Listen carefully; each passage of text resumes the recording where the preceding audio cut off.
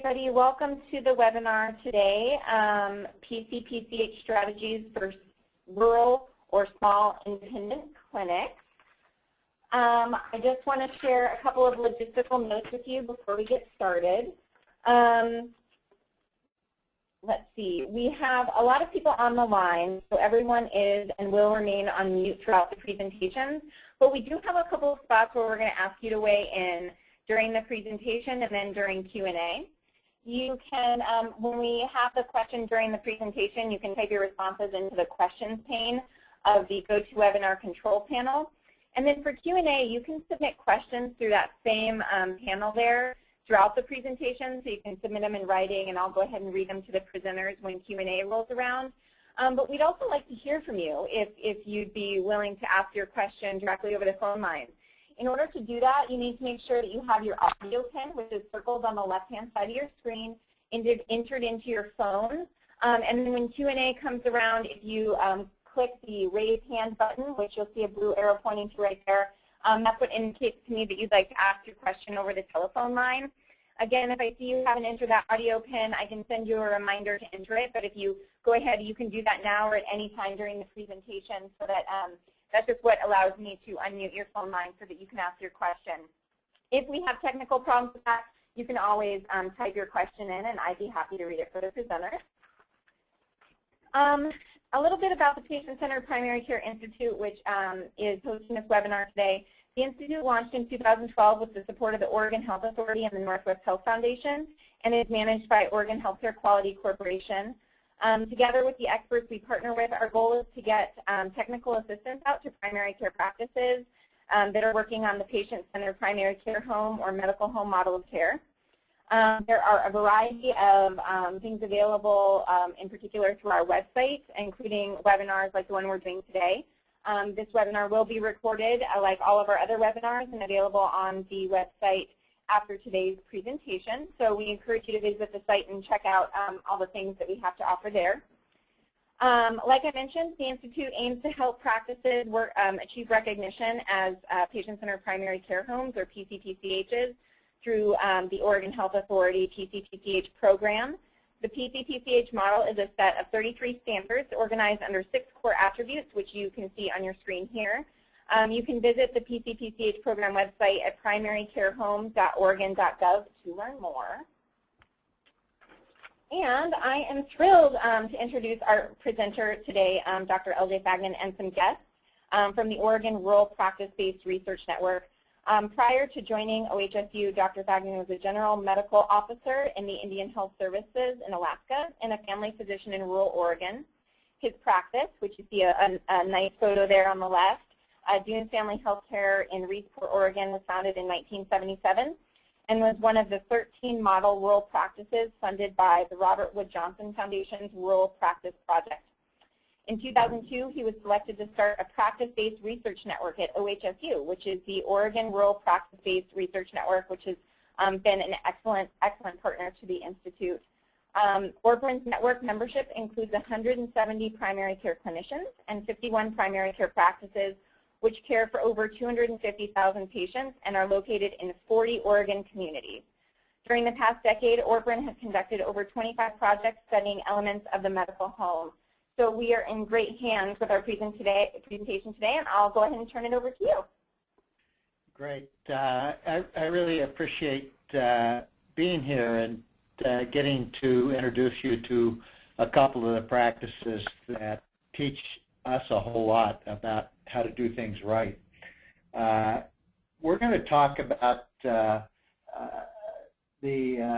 objectives here, and the first thing is what you're going to hear are things that may enable you to meet the patient-centered primary care home attributes, thinking about leadership, forming quality improvement teams, how do you use data and report that out to the folks you work with, and how do you provide care coordination services. We're going to be spending a fair amount of time reflecting on what small practices need to have in place to transform and improve. And as I mentioned, you're going to hear about a couple practices share their stories, each of you that are in practices or on the phone that are in small or rural practices that have your own history and could certainly share some of your thoughts, and I hope you do that during the course of this webinar because we want to hear from you. I want to set the context for you. The small practices in the primary care landscape are incredibly important. A recent study pointed out that 40% of office-based physicians are in solo or two-physician practices, and an additional 26% are in practices with 3 to 5 physicians. And we always think that big is better.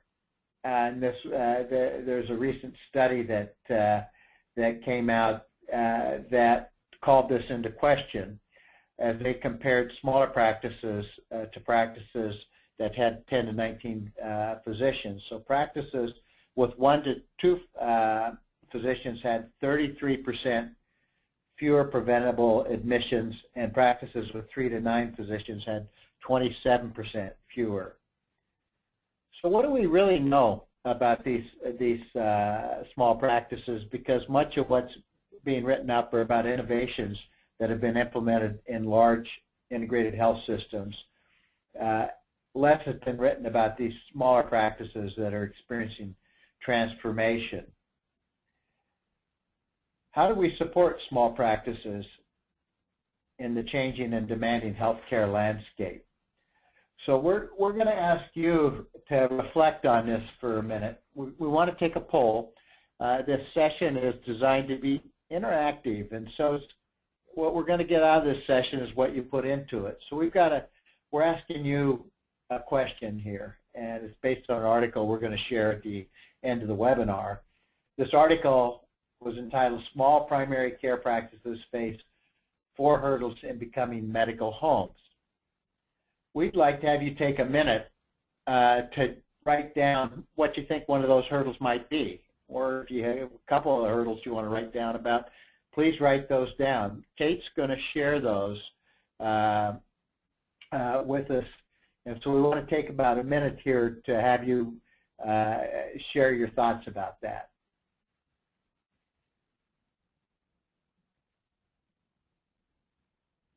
All right, so the questions pane on your GoToWebinar control panel is where you can enter some of these in. So some of the ones that have come in so far is they don't have the right expertise, don't have adequate staffing, not enough time, time again, money, access issues with limited staff people.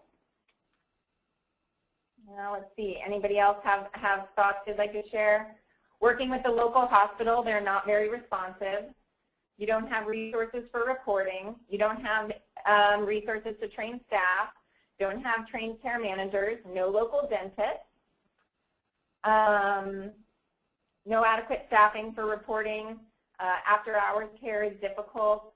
Demographics of rural areas, there's lower socioeconomic status. IT and data resources are limited. Backup support is limited. People don't have established QI programs. There's very limited staff support. Wow, what a great start. You guys are good. Turnover, yeah. Some more might roll in, but a lot of them are along those same lines. Yeah, so this is incredible, and so we're hearing a lot about staffing, a lot about resources, certainly the time, data management issues, having to interact with larger systems. It's certainly a challenging environment out there, and so I want to take you to a concept that we use a lot when we think about practices that are facing these issues that you just gave us a list of, and it's called adaptive reserve. Many of you are familiar with this. It's useful to just state what adaptive reserve is. It's the ability of a practice to be resilient, to bend, to thrive, and survive under force. It facilitates adaptation during times of dramatic change. And I think it's really times of dramatic change. We heard access, Many of you are trying to onboard a lot of new patients that all of a sudden have insurance now. It wasn't as if you had a lot of slack before, then you were waiting for more patients, and now you're trying to figure out how to do that. I'm going to talk briefly about some of the components of adaptive reserve. There's 6 of them that are listed. I'm going to reflect on a couple of them. The first is relationship infrastructure. Relationship is incredibly important. There are a lot of components to it. One I like is mindfulness. And what I mean by mindfulness is openness to new ideas and different perspectives, a fully engaged presence, seeking novelty even in routine situations. Another one is looking at a mixture of communication approaches. It's a mixture of rich and lean channels where you've got face-to-face conversation, and it's most effective when the messages are highly uncertain or ambiguous. And how many of you depend on face-to-face conversation versus emails or sending out memos, which can be effective when the messages are clear and non-threatening. So we're going to think about leadership here for a minute, and facilitative leadership. And I want you to think a little bit about your practice. You know, does the leadership, is it an enjoyable place to work? Are you accomplishing things? Does the leadership support practice change? And do you have the time and space necessary to discuss changes to improve care? You know, oftentimes we try to crowd things in, but we really need to make time during the course of a workday and not necessarily do it after hours or before hours. Understand the pressures of trying to meet the needs of patients that need to get in, but we need to be respectful of the entire staff and the fact that they've got families and other roles that they fill in their lives. So a lot of practices we see that they'll pick a day in which they may not start seeing patients until 9, and they may be from 8 to 9. They may have an extended lunch hour. So the practice leadership supports the ability to see fewer patients and allow time for reflection and improvement. You think, well, that may not be very efficient, but it actually is, because during those times in which you think about doing a better job, you think about other models in which you don't feel the pressures of accommodating 30 patients for a physician in a day. Through teamwork, care coordination, you may be able to build a program that the physician has 20 patients to see during the day. And as we think about moving things forward, we find that probably the most critical piece in any practice transforming is teamwork. And we've got just some pictures of the practices that we've worked with over the years, and they all have strong teams. And it is the most important thing. And so I'm going to move on to that article here that was in Health Affairs almost 2 years ago that talked about hurdles. I talk about them in terms of potholes. And there are 4 things here. Physician centricity. What we mean by that is that practices that revolve around physician schedules and their approaches to practices and their preferences for the use of office systems, including HIT, find it difficult to be innovative with implementing PCPCH attributes. The focus on the physician influences communication patterns and staff willingness to problem solve. So being less physician-centric is advantageous. The next hurdle I'm going to comment on is a common vision, communication, and shared experience. Oftentimes you go and you look at a building that may have 4 physician practices. These are really 4 dyads of a physician and medical assistant essentially kind of doing their own thing in each corner of the building. But they really haven't spent time figuring out how they're going to share resources, do care coordination, looking at how they're relating to the community, how they're approaching quality improvement. So taking time out to create a common vision and communicating that vision is incredibly important. Authoritative leadership can be a barrier because oftentimes there's a lack of psychological safety. We did a study a number of years ago looking at medical office survey on patient safety, and we had some qualitative reports. One staff person in another state said, you know, it's not safe around here. The only thing that's allowed around here are positive comments. I'm afraid to speak up. And so you need to have an open environment where people can say, you know, I don't think you did that right. You know, there's a better way of doing it, or we made a mistake by doing this. So that transparent, open approach is incredibly important. And the last hurdle that was mentioned in this article is the unimaginative roles of non-physician clinicians. Most practices these days have physician assistants and nurse practitioners. They're often employed for urgent or same-day care, but their contributions to care coordination, patient self-management support, and quality improvement are limited, and they're rarely viewed as the face of the practice. They need to be, what we've seen is when they're incorporated as fully supported members of the practice, it's much more satisfying to them and to the practice. So these are some of the hurdles that I wanted to mention in that article. They may parallel some of the things that you shared with us. And so as I mentioned, we get a chance to in our network to see how folks are negotiating these potholes.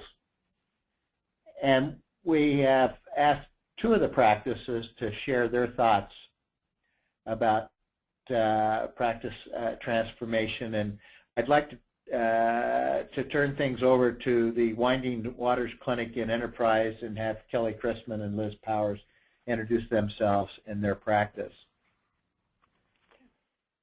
Hi, this is Kelly Christman. I'm the practice administrator here at Winding Waters Clinic. We're a rural health clinic in a Tier 3 patient-centered primary care home, and we are in the northeast corner of Oregon, up next to Idaho and Washington. Hi, this is Liz Powers. I'm one of the physicians at Winding Waters Clinic. We wanted to share with you a little bit of our journey and which potholes we hit and how we made it through them. I think we're still running into potholes along the way. So a little bit about Winding Waters. This clinic has been here almost 40 years.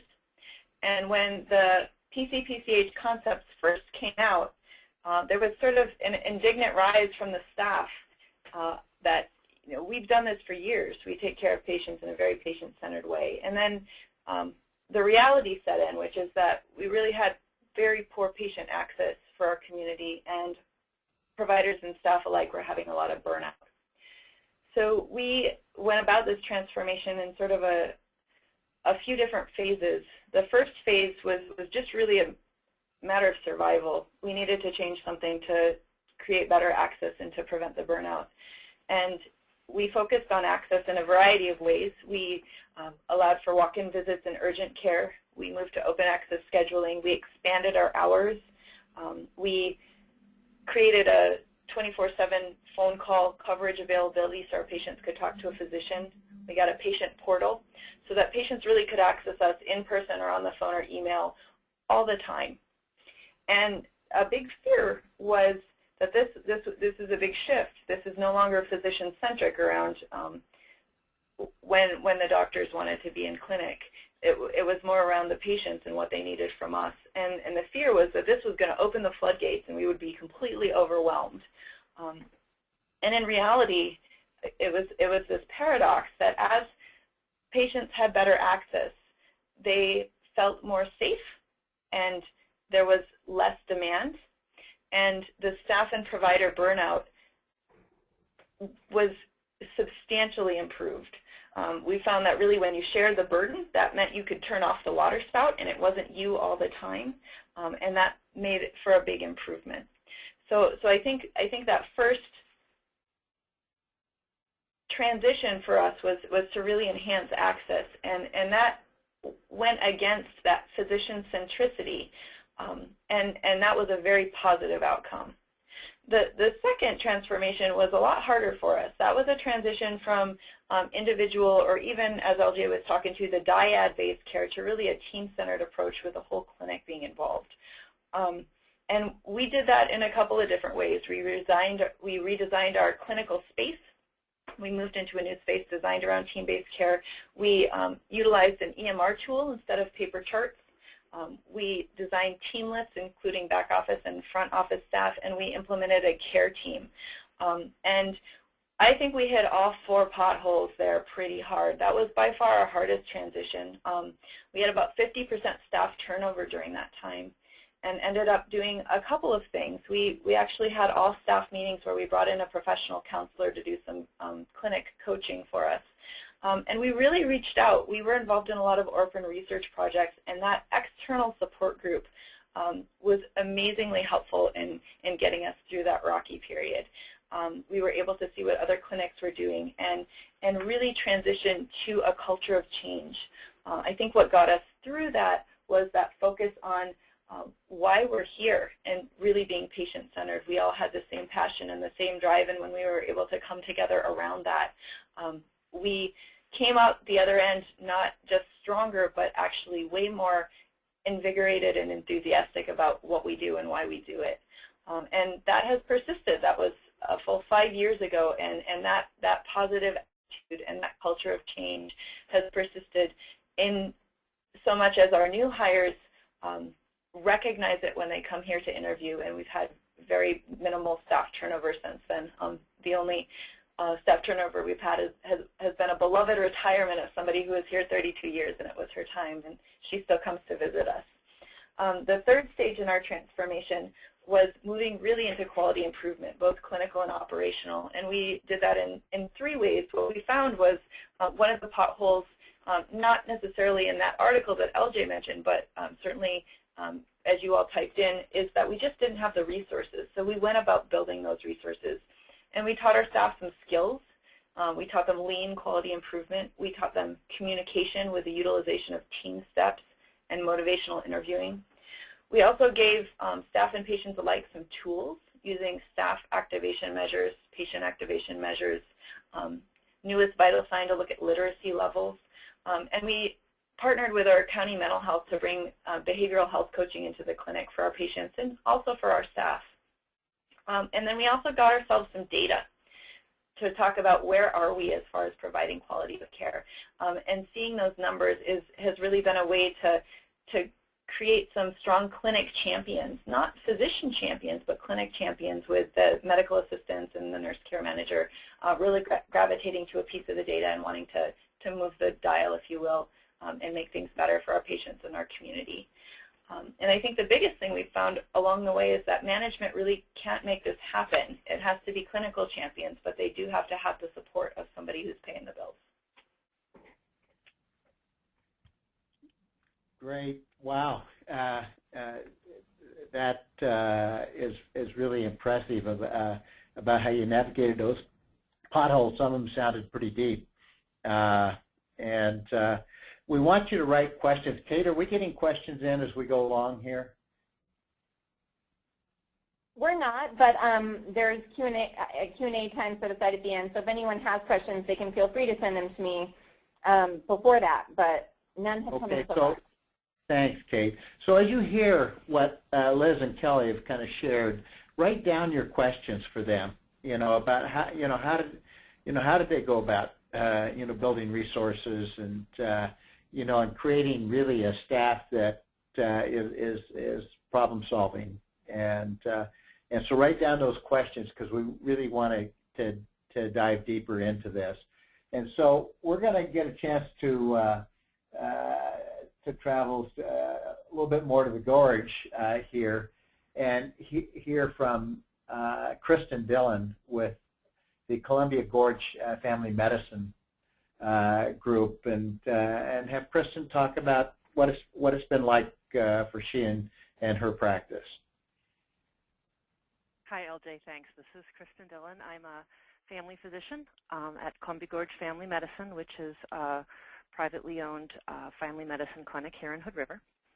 I have to share with the group that when LJ had emailed, he said he was looking for some representatives of exemplar primary care practices to share this information and show the way. And I thought he was inviting me to show up and listen to the webinar to hear other people from these exemplar practices talk about what they were doing. So a piece of this, I think, has to do with the fact that it's really easy to look at what another clinic has accomplished on the outside, and then look at your own clinic or your own experience from the inside and feel like there's no way it can be done. And I think a message that I certainly heard from Liz, and certainly one from us, is that this isn't easy and it isn't tidy, and just because someone else pulled it off doesn't mean they're that much different than you. So that's sort of the little pep talk to start. So Columbia Gorge Family Medicine is currently an 8-provider clinic. I was provider number 5 when I joined 14 years ago. And so I realized we're also not nearly as small as some of the other clinics. And I'm really looking forward to getting some input from those of you who are in the much smaller practices about different questions you face, or you know, things that we have to say that maybe doesn't quite square with your experience. So when I was first reading this nutting and Crabtree study, when LJ sent it out, I had a mixed reaction, which was partly, oh yeah, that's us, they got it right, and a little bit of resentment, I think, which was, how come you're pointing the finger at us?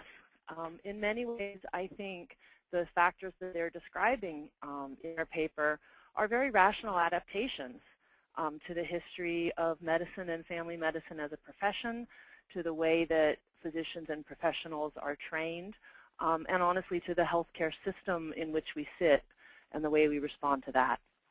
I think the system's perfectly designed to get the results that it generates.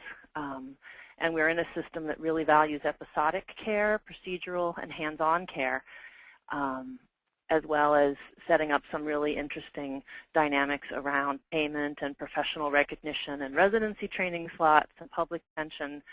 And so I very much want for us as leaders in small clinics to be stepping out and trying to respond to the challenges our healthcare system faced. But I also think in reading this that there's sort of a 5th pothole we need to be aware of, which is being really clear about who owns the problem of getting to a transformed, highly effective primary care as the center of a highly effective healthcare system. And I'm not sure that problem should be solely owned by the primary care clinics themselves. And I know that we tend to be folks who are willing to really take on big challenges and try to see the big picture and tackle big challenges. But the solution to this can't be from the primary clinics alone. It's going to be a system-wide solution if we get there. So I was sort of taking a little bit of a different tack here, which is that I think recognizing barriers is super important, but is not necessarily the best way to address getting to where you want to go. Because once you fill in the potholes, it doesn't guarantee that you have a vehicle that's going to get you across the road that you've now repaired. And I think it doesn't even guarantee that you're necessarily on the right road. I think in looking at addressing transforming and building more robust primary care, a really important thing to do is look at what are the strengths that small practices bring to this kind of work.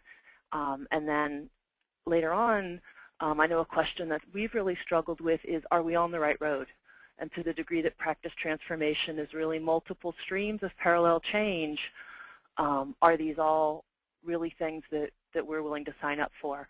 I think we've gotten a message, or there's a sense out there that transformation is sort of a single unified process. The best analogy I could think of was like puberty, where there's a series of different changes that happen along parallel streams that are sort of synchronized, that all align to getting you to this new place. And I know in our practice, there's been a tendency to want to look at the different streams independently and critically as we think about going forward. I don't have a great judgment about whether that's the right or the wrong way, but that's certainly something we've struggled with. So the strengths that I think that practices, small practices, can bring to really doing great primary care is a high level of commitment, that the values of the practice and the values of the providers are often very well aligned. I I think those of us in these small independent practices have very much of an internal locus of control. When you can get us on board with an idea and get us changed and doing the new thing, it's going to stick because of our internal commitment to that. I think we tend to have a very high sense of our patients and who they are and what they need and what has the potential to be a good change. And I think small practices are nimble. We can change and adapt and do new things much more quickly in some ways than larger systems. So as I think about the question of practice values, that one of commitment, I think that's a crucial one. I think a practice needs to surface its values. Why are we here? What do we think is important? I mean, I've certainly run into practices of various sizes where it seemed pretty clear that the value of the practice was to provide great jobs for the physicians and make a lot of money for them. I think we've all encountered those clinics and those providers at various times.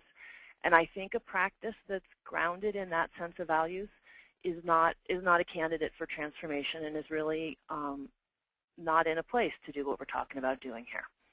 I think what I've experienced much more commonly are practices that are very much aware of the role that they serve in their community as providers of jobs and economic engines and high-quality health care, and really building on this collective sense of health in the most general in our communities. So I think surfacing those values and reminding people that that's what we're all here and that's what we really care about has been a hugely powerful thing for our practice. We have a very simple mission statement, which is just excellence in healthcare, relationships, and use of resources. And when we try to think about something that we're wanting to do or a change we're wanting to make, one of our things is to just go test it against that and say, does this provide better healthcare or get us to health? Does this improve our relationships with each other, with our patients, with our community? And does this change make wise use of resources? And that mission statement came out of strategic planning. That's something that we do, about every 18 months or 2 years. We don't do a big production. We don't all close the clinic and leave town for multiple days. But a pattern that's worked for us is to do a 2 or 3 hour late afternoon or evening session to kind of start setting the agenda and talking about ideas, and then to give ourselves a pause for reflection and reconvene for sort of a whole day event, usually on a weekend, within an hour or so of here, but something off-site, and to spend another 6 or 7 hours, again with a break in the middle, to think about where are we, what are the opportunities around us, what are the threats, where do we think we want to go. I don't think we could make good use of strategic planning any more frequently than that, because so many of these changes are slow and gradual. You can easily overwhelm your practice or your administrator, I think, if you're doing strategic planning. For us, even on an annual basis, I think would be somewhat overwhelming, or at least in terms of setting that new agenda. And that one of the moves that we made that ended up, earning us points when we went to do our patient-centered medical home survey was the fact that we do offer extended hours. And we started offering extended hours, staying open till 7 in the evening and opening on Saturdays in 2010. We did it for 2 motivations. We felt like rather than run a bunch of ads telling patients we're here when we need you, how about let's just do it? And the other thing that came up for us is that we as physicians were on call, 24/7. There's one of us on call and within 20 minutes of the hospital. And the burden of phone calls and sort of low-level work during that time was really starting to be a drain on us. And so keeping the clinic open later, we were able to add another nurse practitioner to our staff. We committed a fair amount of resource to subsidizing her salary and even set up sort of a structured mentoring mini residency program because she and we agreed that her nurse practitioner training hadn't gotten her all the way to where she needed to be practicing, in a clinic where maybe there wasn't any of us here the rest of the time. So that for us was one of our moves towards transformation, which didn't come out of us saying, oh, we want to transform. It came out of us wanting to make our provider lives more sustainable and really meet what we'd identified as needs for our patients. So the second thing that I came up with as a strength is this internal locus of control, that providers have a strong sense of authority and agency to be able to how they take care of patients and what they do. And the main thing that's come up around that is related to some panel management and some specific diabetes-related clinics and services we started offering. We ended up needing to do that through more of sort of an internal pilot model than a clinic-wide rollout. Honestly, because there were some of us who were more interested and felt like this was an avenue we wanted to pursue, and there were other providers who weren't convinced it was the right way to go or was the right thing for them. And so for us, whereas the electronic health record for us was an everyone or no one sort of a move, some of these modifications of clinical care for us have gone well when we've let a couple providers or couple teams work with things and try things out. And what we've seen is if the change is successful, it then gets picked up by the other providers in the clinic over time. And if it's not successful, we're able to learn from the experience and not have overinvested in it. So the third strength that I feel like small clinics bring is the focus on patients, who they are, what they need. And that was really the thing that motivated our move to an electronic health record in the end when we decided to do that in 2007. There certainly were lots of moves in that direction. There were some regional changes that got us some group purchasing through the Independent Practice Association that we're part of. But a big piece of it for us was when we sat down and thought about particularly our really complicated patients. We felt like we just weren't willing to provide them the health care we wanted to with the tools that a paper chart allowed us to have. We also were starting to get feedback from our staff and the experience that just the chaos level for us of not being able to find a chart, not being able to know who'd called a patient or why, the ability to have sort of information about our patients everywhere in the clinic all at once, we felt like was really going to improve the patient experience of care and the quality of our care. And financially, it's really been a wash, or if anything, I think, we spend more time as clinicians entering information and using the tool. But I also think that when any of us sit down to do, for me, the dreaded move used to always be a pre-op H&P on a complicated patient where I was going to be dictating for 20 minutes to summarize everything that's gone on with them and their medications and their history.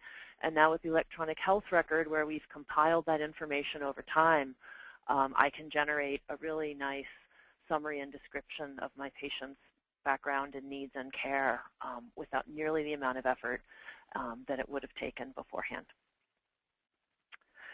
So I think the final thing that comes up for me with small practices is we're nimble. We can change pretty quickly. We can respond to changes in our settings. It can make us also vulnerable because it's easy to sort of lose the path and wander off track.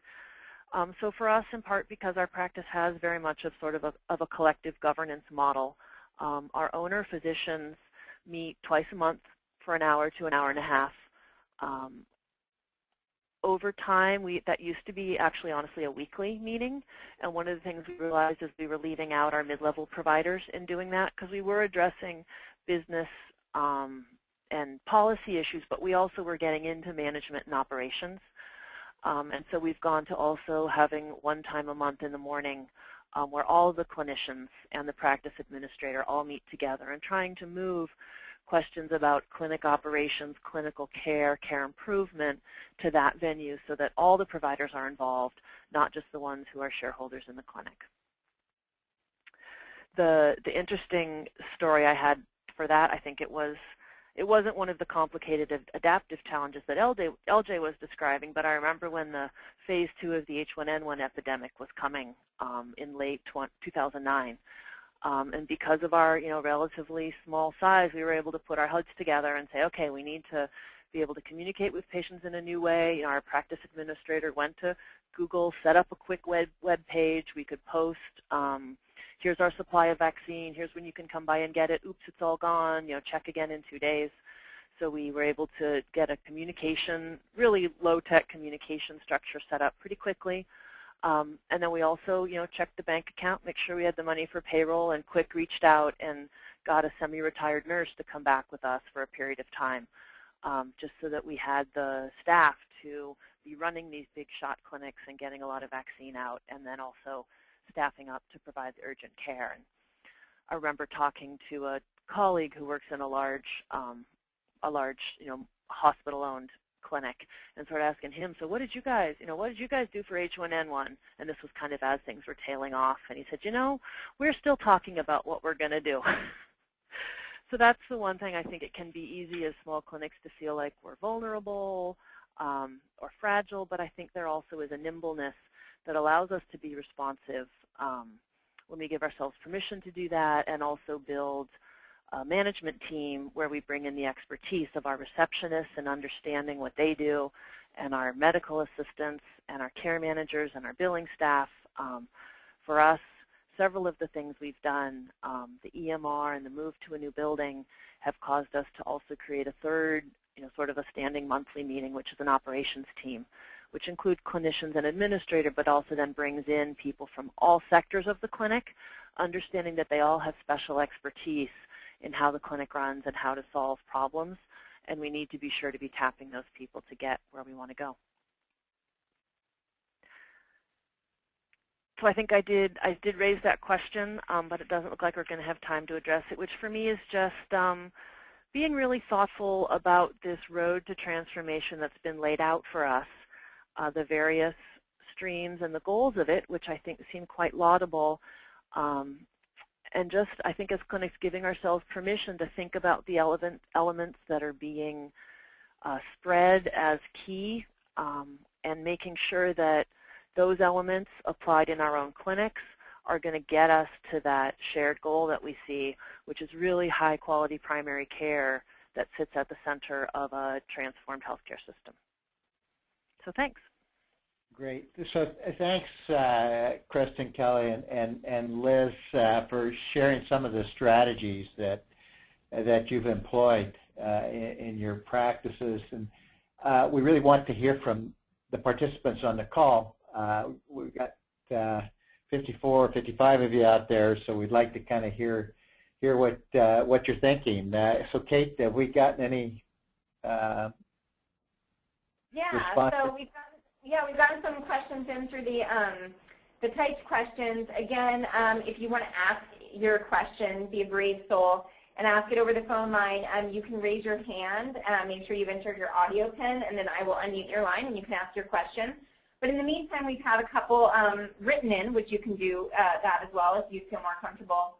A couple of the questions were about how can a CCO assist rural clinics, and more specifically, what are CCOs doing to help the clinics that we heard from, Columbia Gorge and Winding Waters, and I was hoping you guys could share a little bit about that.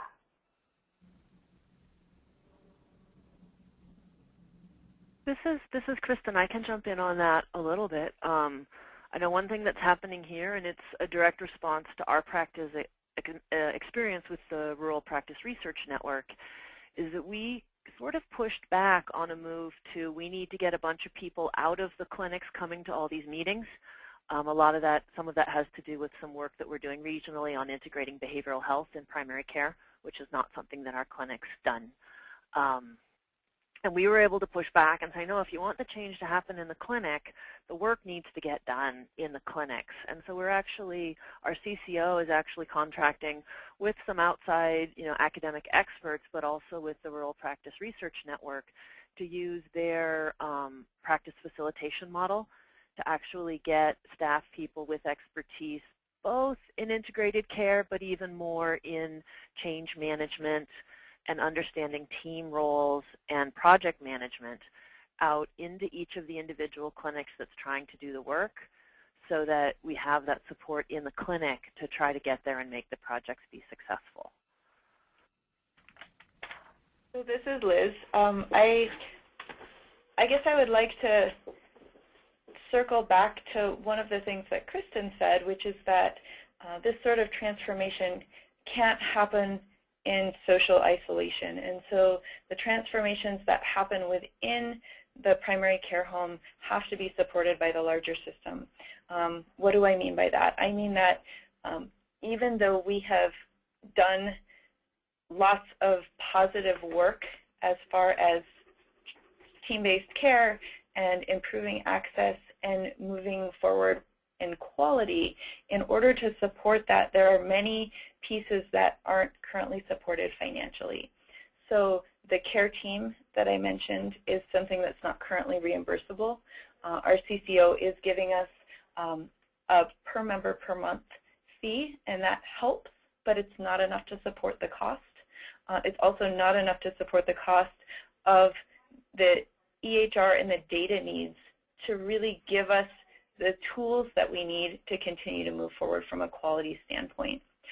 So what we see on the ground is that without the availability of sufficient resources, even if you have a highly functioning team and really motivated clinical champions, maintaining the sort of transformations we've undergone isn't always feasible. We've actually needed to cut our hours back to 8 a.m. to 5 p.m. during the week just due to not having the staff to keep open those longer hours. So this isn't something that once you've made these changes, you're now in smooth waters. It's the sort of thing that needs to be sustained by the larger system.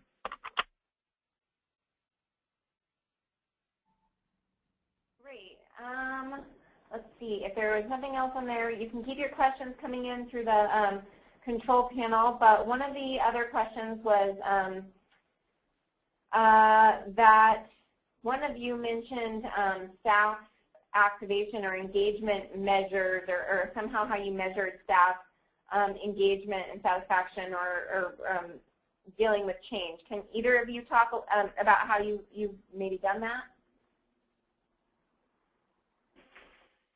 So this is Liz again, because we did specifically talk about that in our presentation. We have really focused on not staff in satisfaction in the way that we used to talk about staff satisfaction, but more staff engagement and activation. And I think it's really one thing to say, are you satisfied with your job? And it's a whole other thing to say, are you engaged in the mission, and do you know why you come to work every day? And so we've used a couple of different tools. The first was to ask staff to rate themselves on just a stop sign, red, yellow, or green, at the end of the day based on 3 questions. How do you feel about the amount of your work? How do you feel about the quality of your work that you do, and how do you feel overall? And we actually, when we started this, had a lot of red, and that was a good indicator to us that we needed to make some changes. And now we primarily have greens with a little bit of yellows, and that does 2 things. It helps us as a management to make sure that we are on top of concerns and that we make adjustments as needed. But it also helps staff to cue into each other. If somebody's having a yellow week, they actually get a lot of support from their teammates, and it pulls them out of it. Hi, this is Kristen. So for me, this question gets at what another important issue for us, which has been being willing to use outside experts and not expecting the physicians to know everything. And so I know that our practice facilitation team, who's working with the integrated care, came and did some of this assessment with our staff. I actually happen to know that my colleagues and I got a pretty low rating from the staff in terms of our willingness and interest to change. And I don't actually know what tools she used, but it's been, for me, one of the pleasures of getting to some of these different places in our clinic is that sometimes I can hand over the reins to someone else who can go help to try to figure stuff out. And now we're going to be able to work with her and figure out, okay, what do we do as the share-owning physicians or the clinicians to assess what is our real willingness to change and to what degree are we communicating that.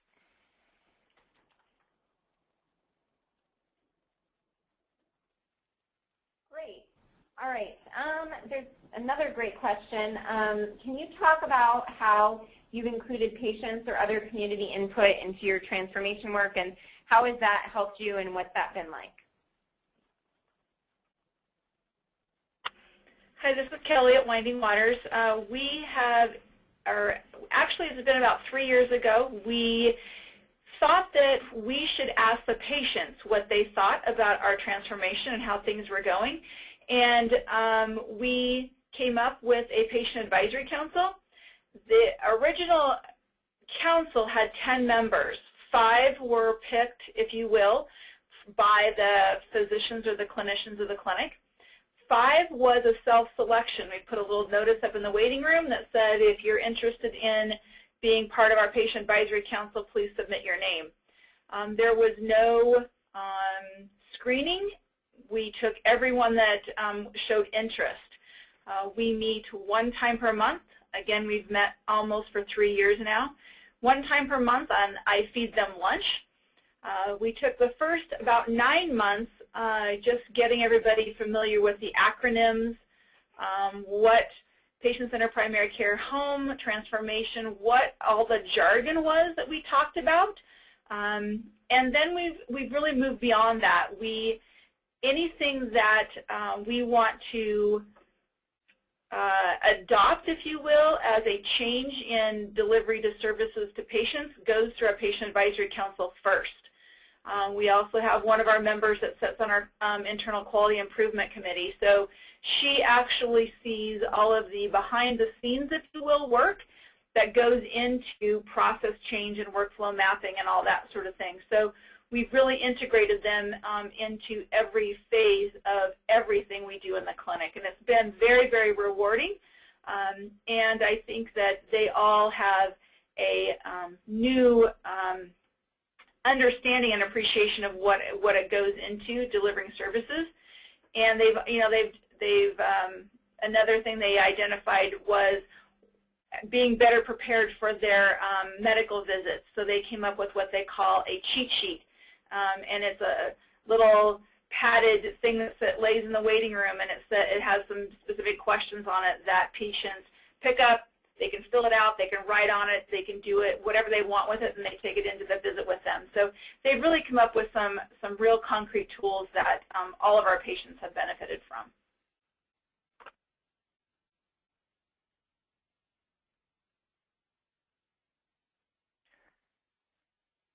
Wow, this is Kristen. That sounds awesome. I think we have a little bit of this related to our rural health clinic, but I honestly think we're still a little bit afraid of what would happen if we asked the patients what they thought. I've not heard from any clinic that's ever had a negative experience with it. But like I said, I think we're still concerned that the demands would be too great, or something would sort of I don't know. So this is one of the things, when you talk about comparing your insides to other people's outsides, this is one of the ways I'd really like to see our clinic move in the next year or two. And it will just depend on whether we can collectively hear enough of those great stories like Kelly's. This is why it's a great thing to do. All right. There was a question that if either of you can speak to more generally. How do you even begin this type of work? The person who's asking the question is in a one-practitioner office with really limited resources unless they call on community volunteers, and any advice you have on getting started would be really helpful.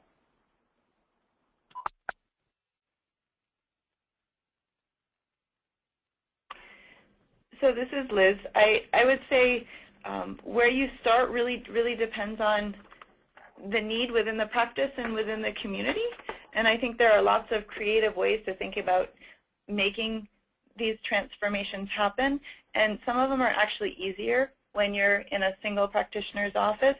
But I would say reach out to somebody who might be not a whole long ways ahead of you, but even just one step ahead of you, who might be able to talk through some things with you. That's one of the ways we got started.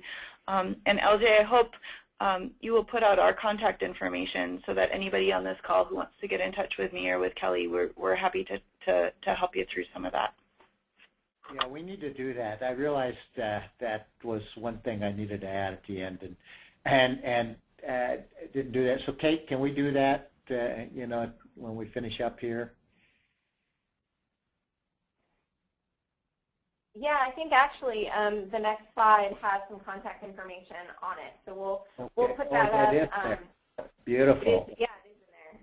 Oh, thank you. You were way ahead of me, and as always. And so, as our Columbia Gorge and Winding Waters, and one of the things that I've always wondered about is spread across the practice.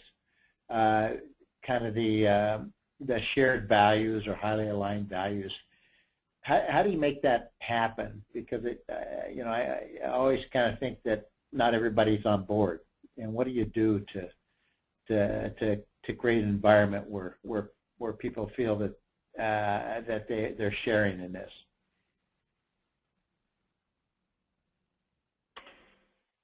LJ, you heard our part about 50% staff turnover. I want to highlight that the change is hard, and some people really aren't comfortable with it, and it's not what they were about.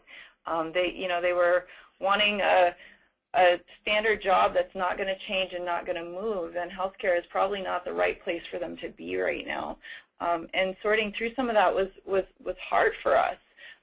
But focusing on why we do what we do and why you want to be a part of this organization gets everybody talking the same language. And then the changes are things that are intrinsically generated, not pushed onto people, and that makes it a pleasure rather than a pain to make that change happen.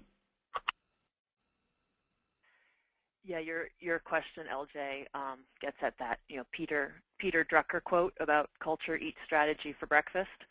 That I think there is no clinic that's free of culture. I think every workplace, every group of people has a culture, which is partly based in the shared values. And the key thing is to understand that and go after them. I think it can be a really fun and empowering process, because instead of talking about the problems, you get to talk about what's good and what you care about and what you're trying to do. But really being willing to spend some time going after that, and whether it's writing a mission statement or coming up with some values, or even just coming up with some great quotes from the staff about, you know, why what I do here is important, or what are we about here in our community. It's actually one of the funner and more motivating parts of the process. And then you can take a look at the possible changes or transitions you might want to make, and think about what resources do we have, how hard is this going to be, how much better is this going to make things for me or people around me. And I know in our clinic we did not, you know, dive into all the streams all at once. There was a lot of strategy and in some cases serendipity. I mean, a big part about the timing of us going to extended hours had to do with a nurse practitioner who we really wanted to hire moving to town and being available.